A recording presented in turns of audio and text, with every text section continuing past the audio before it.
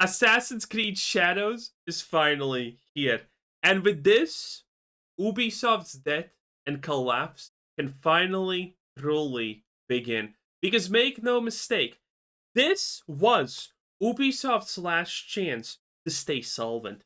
And I mean, not releasing Assassin's Creed Shadows. No, releasing this game is the disaster. Because there is no way that this is gonna sell any reasonable amount of copies. There's no way that people are gonna be happy about it. And everyone's just gonna drag this absolute catastrophe through the mud. Ubisoft is legitimately dead.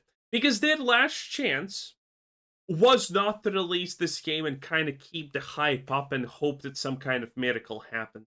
Releasing Assassin's Creed is a death sentence. Ubisoft will stop existing as we know. Something's gonna happen. Change of leadership. Tencent takes over. Sold for parts. Who honestly knows? Hopefully EA buys it and then EA kills itself. But EA is already killing itself, so two birds with one stone would be good, but it's already happening, so I'm kind of happy. But in any case, this is beautiful. And also, Ubisoft, I absolutely love Assassin's Creed Shadows. Best game ever. Don't sue me, because Ubisoft is currently threatening to sue absolutely anyone who says bad things about it. So, if you, evil Nazi chud, say anything bad about the greatest game of the century, well, what can I say? Maybe you're gonna have to deal with Ubisoft's lawyers. The Assassin's Creed franchise has changed a lot in the last decade, largely in part due to declining interest in the formula that put this franchise on the map, thus brought upon a reinvention with the RPG-light formula that draws a lot of its inspiration from the work CD Projekt Red did on The Witcher 3 Wild Hunt in 2015. Say what you will about these newer games, but they have been sales behemoths, and money talks, so Ubisoft have gone all in on this direction, even if it means putting the character, story, and parkour stealth-focused approach to the sidelines in favor of non-stop action. Odyssey sold like 20 million copies or something like that, which means, by standard business practices, Assassin's Creed Shadows is supposed to sell at least like a 10 million copies, and that's probably not even their break-even point. Chances are that this is the most expensive Assassin's Creed game ever made. Not just because time passes and game development becomes more expensive, but because this could have been a free money printing press, okay? You see, Assassin's Creed fans have forever literally begged Ubisoft to make a game in Japan. Because Japan. And they haven't. And everyone wants a game in Japan with Assassin's Creed because that would be amazing. But then they did this. They inserted a black dude that brutally kills all the Japanese that don't bow down to him. 10 out of 10 game design, by the way. More player freedom, and larger-than-life open worlds. The assassin part of this franchise doesn't really matter too much anymore, and I suppose that makes some sense when you're on the 14th entry in the franchise with no end in sight. Fortunately, Ubisoft with the last entry pivoted from a story DLC to standalone game that really leaned into what these games used to be. And while I still found that experience lacking in many ways, Mirage's mission design and approach to open world interactivity stuck with me, and awoken the realization of just how much Ubisoft has downgraded various gameplay systems in order to fit their RPG-light formula. Don't get me wrong, I have found some enjoyment out of these newer games, but largely I have walked away feeling dismayed with content that just feels very disjointed. Origins, at the very least, felt somewhat By the way, I just want to point out the real quick thing here. This is just a piece of cloth strapped on top of a wooden frame for sun blocking. You can't actually move on it. It's just gonna collapse instantaneously. Just FYI, you know? Largely, I have walked away feeling dismayed with content that just feels very disjointed. Origins, at the very least, felt somewhat refreshing at the time. Odyssey went off the rails, barely being connected to the franchise, but also with some extremely fun gameplay mechanics. Valhalla raids were cool, but the game was just endless with a narrative that never really came together. So that's why with Shadows, my excitement was already not. So, he's effectively saying one of the biggest things that Assassin's Creed fans hate. The fact that this game is no longer really a stealth game, it's more of an action slash maybe slightly stealth game. Let's be honest with Yusuke, there's going to be no stealth, obviously. But, the stealth is pretty much gone, and the reality is, all of the things that Ubisoft did good previously, they have just basically lost over the years. Good things that they managed, systems that they did better years ago are no longer here, or they are here in a literally worse form, because Ubisoft is just talentless losers at this point. Really there. Marketing indicated this was more the same, except that the twist with this one was that we were going to be able to play as a shinobi and a samurai. On paper, sounds like a fun idea. Execution-wise, it didn't work at all. This is actually my core complaint with Shadows. Naue is a fantastic protagonist to control. Yasuke, not so much. She can parkour around a fortress, grapple up and down and around when needed, quietly and quickly traverse environments, and even has some extra flash or pizzazz with different types of flips as she moves. Okay, one thing that I hate about these games, you see these tiled roofs? Bro, the moment you step on something, everyone's gonna hear it, especially inside the house. From one rooftop to another. He, though, can't climb much. He moves slower, he's louder, he can smash through doors and move heavy objects. Best way to showcase the difference between the two Based Bethesda, by the way. Based. is when they try the leap of faith. Naue does a smooth jump while Yasuke clumsily jumps into the pile of hay and plops on out. They're strikingly different, which would be okay if the decision didn't feel so restrictive and limiting to the core gameplay experience. Now, Yasuke's brute size does come with other advantages. Particularly, he enjoys more power, more health, and he can take more damage. Surrounded by a group of enemies, utilizing his dominant strength to break enemy defensive postures can be satisfying, if not a bit too easy. I'd actually argue in combat he is overpowered and surprisingly fast with his movement and dodges, which truly conflicts with everything outside of that with him. There's a lack of balance here, which is frustrating, but it does make a ton of sense that he is only able to use heavy weaponry. However, Ubisoft does take this a step further by having it that all ranged weapons are exclusive to Yasuke, which I absolutely hated. It's just dumb. At least with these recent games and the Warriors Creed that this franchise has become, Eivor, Bayek, or Cassandra Alexios had full access to an arsenal that supported whichever playstyle they wished to embrace, but in Shadows, to differentiate the two protagonists, I assume, Ubisoft made it that the only weapons Yasuke and Naue both can enjoy is basically a katana, and it drove me nuts because it truly limits one's freedom in gameplay. A better way to put it, I mean, what did you honestly expect from Ubisoft? Like, good gameplay or good design choices at this point? Again, they have lost so much that made the other games good over time just because they're idiots. They can't literally copy paste the system. They always somehow make it worse. is that in any of the previous games you can slowly traverse a building, assassinate targets from above, and then switch to a bow and arrow to take out enemies further out. In this game, that option is taken away and is exclusive to a character that can't climb most walls and is just not fun to use in stealth, and really not meant for that. He's intended to run through the front door and create chaos. Now, this dual protagonist system is further problematic in the fact that Ubisoft had to design the game's missions and world around these two playstyles. So what this means is that this too feels limited. I'm sure from a lore and logic standpoint, I love the assassinations, man. It's like, okay, I'm gonna assassinate someone from the back, but I'm not gonna, like, kill them instantly so they can't scream. I'm gonna do something stupid like, I don't know, stab their shins and then stab them in the throat or face or whatever. You know? Dude, okay, listen, everyone's gonna scream. These are not assassinations. These are literally takedowns, but they're not even silent. But for some reason, all of these guys forget how to scream. It's 10 out of 10. some of this was obviously going to be an issue, like you can't have Yasuke doing a trailing mission or hiding in a crowd of people, as he's slow, but also his presence. And a thing about Assassin's Creed at this point is also some of the things I am saying are like kind of frivolous to a lot of people who do like this series, but it all adds up. You can't pile 10 things that are kind of fucking off in a row and expect that to not impact how a person feels about the game. Like the stealth takedowns, okay? It's bullshit. The fact that you throw a stone, break a lot, and then the guy who is, the god's like,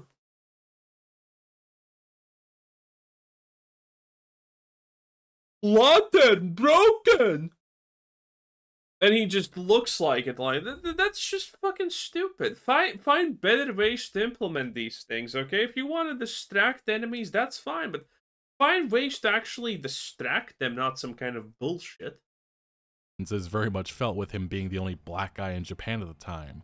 So the way Ubisoft worked around this was avoiding a lot of the predicaments and things you would expect in an Assassin's Creed game in favor of, I swear, 90% of the big missions having you infiltrate a heavily guarded fortress to assassinate a target or find an object. You either do it the quiet way or the loud way. It also feels extremely scripted, with even animus walls popping up if, say, Nawe takes a pathway around a castle that Ubisoft doesn't want you to take for Yeah, this is bullshit. Now, obviously, there are like lore reasons in the game why this happens, but this is just done in the.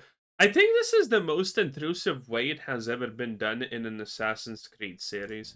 reasons. The lacking variety becomes noticeable as the game's main narrative pushes forward. This is why a game like Mirage is a nice wake-up call for what this franchise still can be. And you still see tastes of that, especially in the early hours of Shadows, which are almost exclusively you playing as Nawe. But as the game opens up, that's where things accelerate in the wrong direction. And there's really no way to avoid this because of the approach Ubisoft took of having two protagonists that feel and play different. It's just that I never get the feeling that it enhances the experience at all. Even narratively, I found this underwhelming. The early hours, as I said, focus mostly on Nawe, and it gives you an introduction to the conflict at the heart of this game, as well as a motivation for, yes, as usual, the chart full of enemies that you need to track down and take out.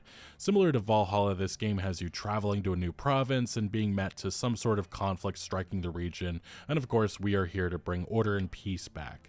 It's a cycle that feels repetitive, and I just can't say I felt connected with much of these stories. You enter said new region, meet with a few forgettable characters, some sort of conflict is revealed, do a quest or 2 or 3 with them, big bad guy is taken out, and then you move on. Rinse and repeat. Some of these characters' journey with our protagonist doesn't stop there, as a few appear later on, and or we have some side quests to interact with them again, but it just doesn't have that emotional connection I so desperately want these games to have. Maybe the structure of the Bro, look at this again. This guy just hits you 2 times from the back, and you're like, "Oh, I'm not even gonna take damage. Invulnerable. Why? Because spinny move."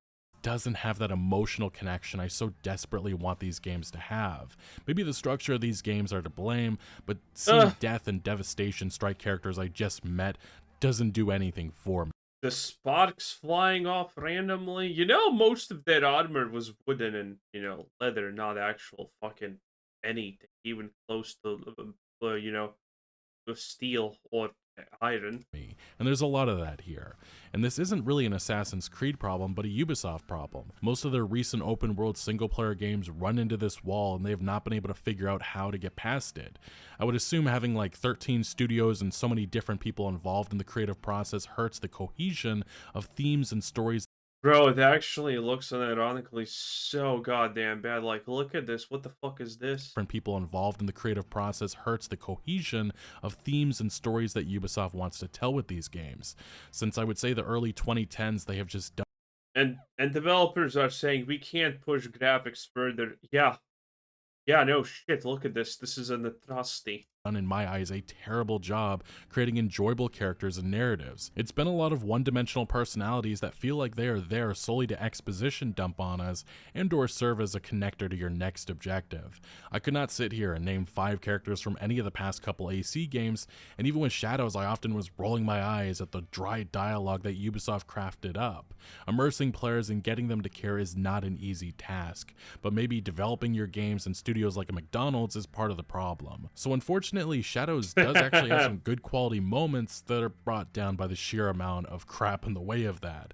I would say the game has a solid start. The first 5 or so hours I enjoyed, and then when you get to the open world in full control of both Yasuke and Nawe, it struggled to keep me invested. That would be the next 30 hours. But before we continue, this video is brought to you by War Thunder, the most comprehensive vehicle combat game late Not today, though. 1500s and focuses on real historical figures like Oda Nobunaga and the many other clans and outsiders that were around during this time. It's a time of war, and you feel that whether you're in Iga or Kyoto. I will say the game's storytelling definitely is a lot slower than I think some are prepared for, especially when it comes to cutscenes and the shitload of times that you're following a character. Ubisoft writing just doesn't create enough intrigue to keep you invested, and too many times I really just wanted characters to get to the fucking point. But they didn't. It does pick up a bit towards the end, but it felt Yeah, we have already heard this. When did we get the news that a lot of this game is just, well, this, exactly this. You just follow around a random character and there's an exposition dump about shit that you don't really care about, and it's really boring, and it's tedious and very, very, very long. felt in my mind too little too late. Both Nawe and Yasuke have their own character storylines which dive into their past. Nawe's relationship with her father is very much at the center of this game's story and probably one of the few bright spots in terms of story content. Nawe is an exceptional character, while Yasuke is just meh. His outsider identity Okay, I'm not gonna lie, I'm still not convinced that now a boy or a girl. is explored a decent amount, but doesn't feel truly realize most of the experience, and much of Yasuke's backstory doesn't come until very late in the game, which I felt was an odd decision, but very much so it does have a place in the Assassin's Creed lore, and you do eventually understand why Ubisoft wanted a foreigner to play a role in the game. It's just that the pieces don't fit in this puzzle. The pacing of these story missions and when they occur are not linear and are at war with the open world formula and other conflicts the game is throwing at you and trying to get you to care about. I will give credit where it is deserved, and Nawe is an example of, again, Ubisoft being able to create compelling protagonists. It's just that they never realize their true potential and are let down by script. Can Yasuke pound Nawe? Okay, I'm pretty sure he probably can. That are all over the place. Yasuke also isn't necessarily bad, just a bit too bland for my liking until the final few hours add depth that I wanted long before. It's content that leans into the strengths of this franchise and just shows how Ubisoft has struggled mightily to expand past it. Like the Yeah, no, I can't. Seriously, I don't know if this is supposed to be a woman or a male or whatever the fuck. I'm kind of leaning woman, but at the same time, it's like, what am I supposed to gaze here? What is... Order of the Ancients, or the Cult of Cosmos, and now the Shinbakufu. I probably butchered that pronunciation, but just none of these secretive organizations compare to where this franchise roots began, and I think even Ubisoft knows that. Oh, also, if you become a bit exhausted by the list of targets, this game goes into overdrive with it. There's this group, that group, then there's pirates, then a secret organization, then another one. It's just a lot. And with the game level gating regions, it does require you to take on these many assassination missions to earn precious experience and level up. There's a wall that hits right around the time you get to the third or so region, in which you really are pushed to engage with side content, but also with your skills. This time around, to unlock further skill branches, you need knowledge points, which are largely earned by doing repetitive busy work. You'll come upon a lot of shrines, and just about every single one allows you to find scrolls or pray at them to earn a knowledge point. Other activities like horse archery, treasure hunting, kata, and meditation also add to this. It's not the most annoying Kata is drawing, right? They decided that you're gonna paint fucking wildlife. thing in the world, but for someone like myself, who was already feeling disconnected from the boring regional conflicts, this added further irritation, mostly because of how forced it felt. And of the skills, Ubisoft does do a decent enough job incorporating enough options and Unleash 9 strikes, dealing 10% ability damage and breaking armor, half as effective on large enemies. Bro, what the fuck is 10% ability damage? trees for whatever weapon you're progressing with. Nawe again is just stealth focused with lighter weapons as options, with some cool gadgets that fits her shinobi identity, while Yasuke has heavy and ranged options, with him being able to exclusively use a gun with the Teppo, which I would say is pretty fun to use, but does have a slow reload and limited ammo. Combat in the game overall is just fine. Well, the feeling of it. Stealth is probably the area where it got the most enhancements. Things like eagle vision are back. Bro, you just stabbed him in the kidney or some shit. What do you mean? What is that a mistake? What is that a mistake? What is that? Bro! Come on! Although there is no bird that you can summon to overlook a location this time around, that's more so something that you can do yourself along with spotting where valuables or objectives are. But Ubisoft has added the function to go prone and also extinguish lights to hide in the shadows and take out a target. Previous games would have enemy AI easily notice you, but this one again improves on this front. There's also level design that leans into this area with Nawe slowly going under floor. Bro! What are these wild takedowns? Also, it's a guy literally just plumping right there on a wooden floor on his goddamn back. That's gonna create a lot of noise. Floorboards to get where she needs to go. It's a nice touch. Both characters have a light and heavy attack that can be spammed along with special abilities that fit with whatever weapon class that you are using. Pixelation. Like Yasuke with his katana has a... Okay, are these, by the way, all of these reviews came out literally at the same time, 18 hours from me watching this. And I say all of them because YouTube recommended me Legacy Kill HD, obviously, Luke Steffens. There were a bunch of people that YouTube just recommended to me. And all of them have kind of like, oh, Assassin's Creed Shadows is not really that best. Is this because they have preview copies? Or how does this work? Because it all seems extremely sus, and it all seems, it all seems that Luke Steffens' typical type of, well, the game's not the greatest, but hey, it's not the greatest. And, trying to be as positive and try to make everything sound as not bad as humanly possible. So yeah, I'm really wondering. A cool super fast slash ability and also something similar to the Spartan kick. Nawe has an ability with a katana that slashes an enemy repeatedly within seconds, along with a stealth focused ability that slows time and allows you to pop out of the shadows and assassinate a target. Each of these abilities have their own upgrades and their effectiveness improves. Bro, you did such an attack and it actually did the same amount of damage as a basic attack? That's stupid. As you progress your specific skill tree. I would say there is no big surprises and mind-bending combat changes from beginning to end. I mean, considering it's Ubisoft, how broken do you think is this shrub, okay? How broken do you think is this much higher grass than average, okay? How invisible are you? Because again, Ubisoft is the people who made the greatest disaster in history called, well, one of the greatest disasters in recent history, called Star Wars Outlaws. 400 million minimum dollar failure, by the way, 10 out of 10. How bad do you... Well, like, dude, you could literally enter a shrub this large, and enemies would be like, where did he go? And they would never find you. They would shoot at ghosts and shit. So I wonder how bad the stealth here is, honestly.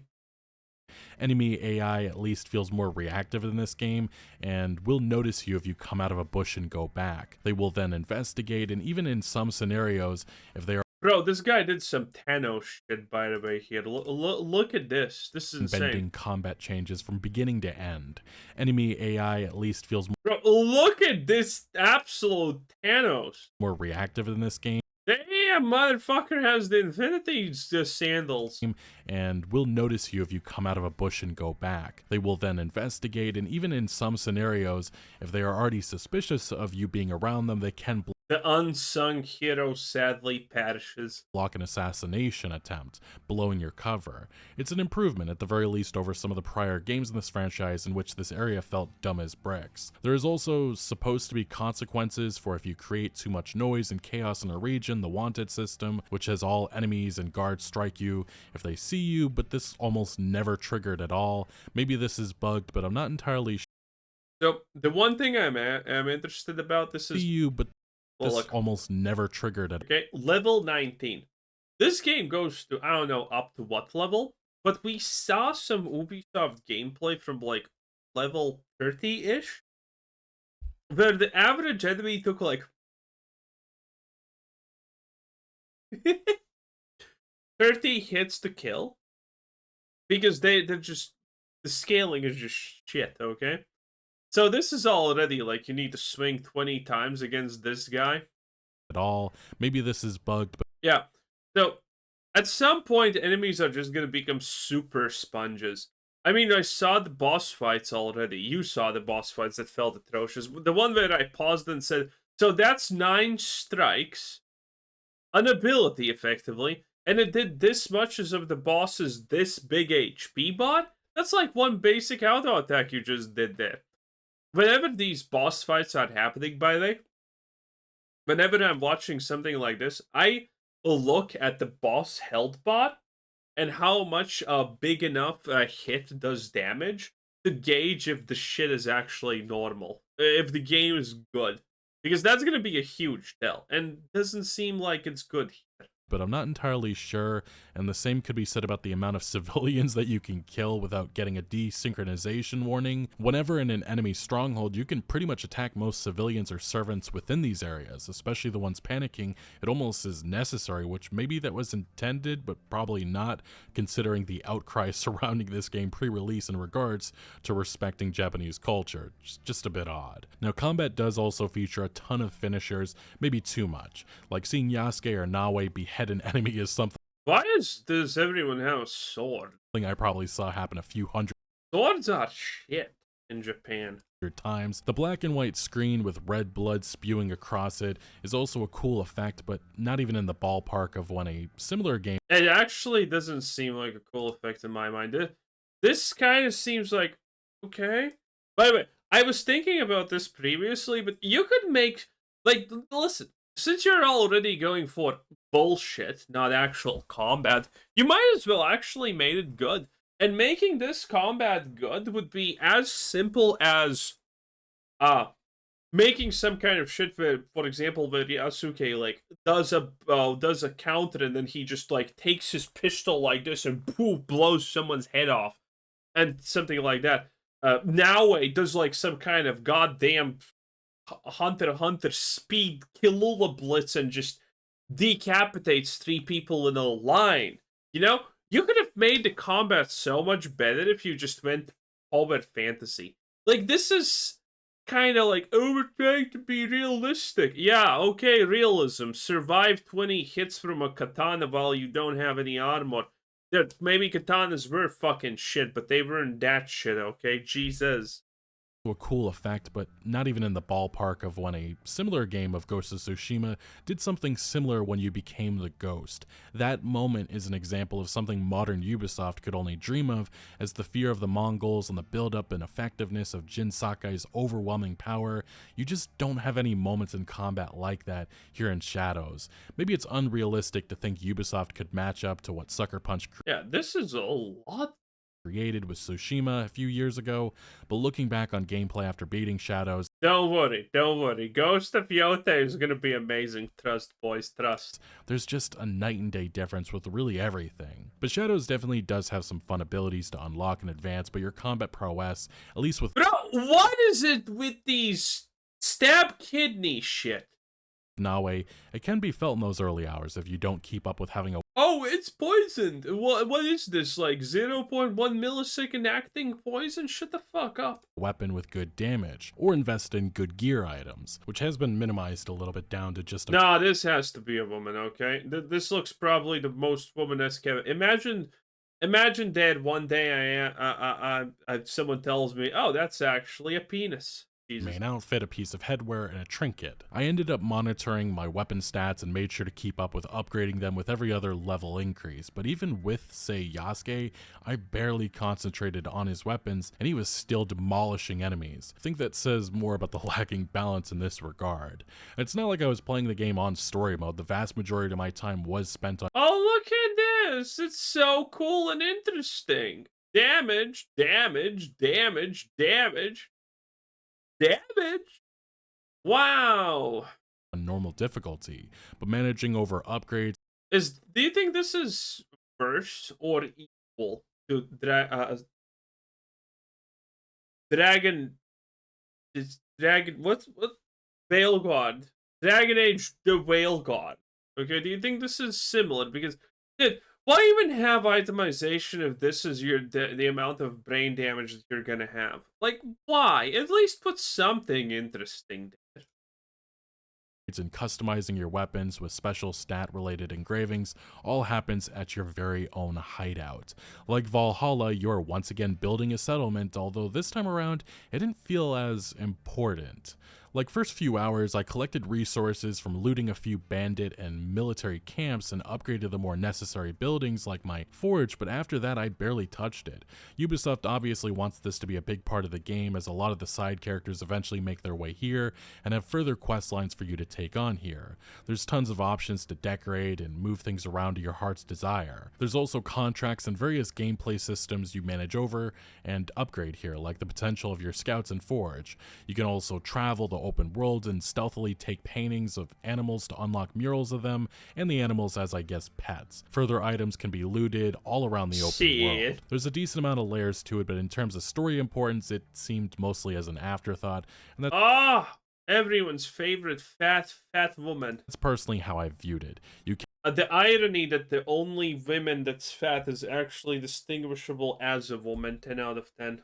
can recruit allies to your hideout, the more fleshed out characters of the game, most of which you can form a meaningful or romantic relationship with. Some are better than others. The further advantage of recruiting them is that they can be used in combat. Wait. They give a fat romance option? That is just inhuman. That as an ability. Upgrades come further when going to your hideout and purchasing better abilities for said ally, but this too is something I largely ignored, a system that isn't fully realized due to the unbalanced nature of the game, but at the very least it does offer a bit more variety to gameplay and adds some noticeable faces to your hideout. I also love how there's a shinobi similar in size and stature to Nawe that utilizes a teppo, something she for reasons can't touch. But our hideouts are also the one place where both Nawe and Yasuke interact or are seen together, because outside of cutscenes, you never are side by side. It's always you going solo. Like a lot of How does this make sense?